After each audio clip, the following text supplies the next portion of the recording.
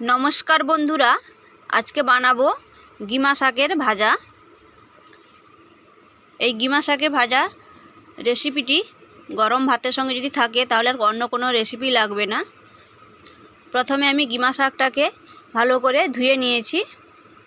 দেখুন গিমা শাকটা কত সুন্দর লাগছে দেখতে।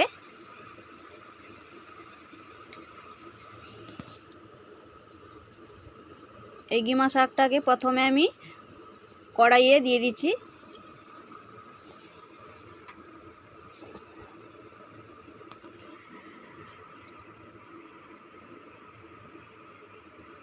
এর মধ্যে পরিমাণ মতো নুন আর হলুদ দিয়ে দিচ্ছি।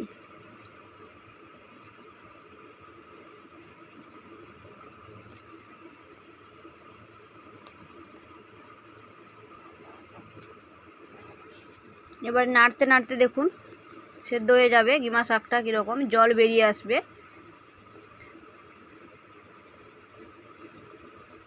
এইটুকুনি হয়ে গেল। গিমা শাক থেকে জল বেরিয়ে গেছে, এই জলটা কিন্তু বের করে দিতে হবে, না হলে বেশি তেতো লাগবে।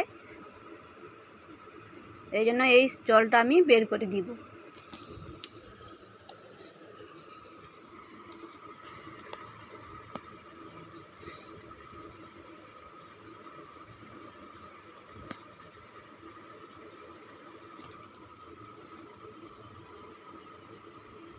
জলটা বের করে দিয়েছি। এবারে সরষের তেল দিয়ে দিচ্ছি।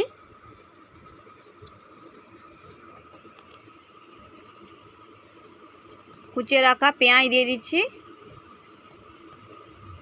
চেরা কাঁচা লঙ্কা দিয়ে দিচ্ছি।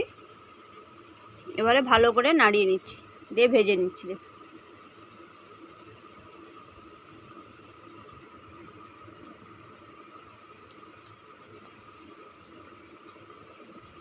এইভাবে বানিয়ে একবার হলেও বাড়িতে ট্রাই করে দেখবেন, খেতে কতটা সুন্দর লাগে। গরম ভাতের সঙ্গে খাবেন, দেখবেন খেতে সুন্দর লাগবে।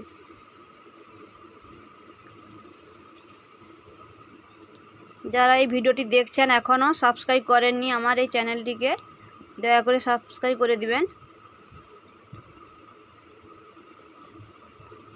হয়ে গেছে, একটি পাত্রে তুলে নিচ্ছি। দেখুন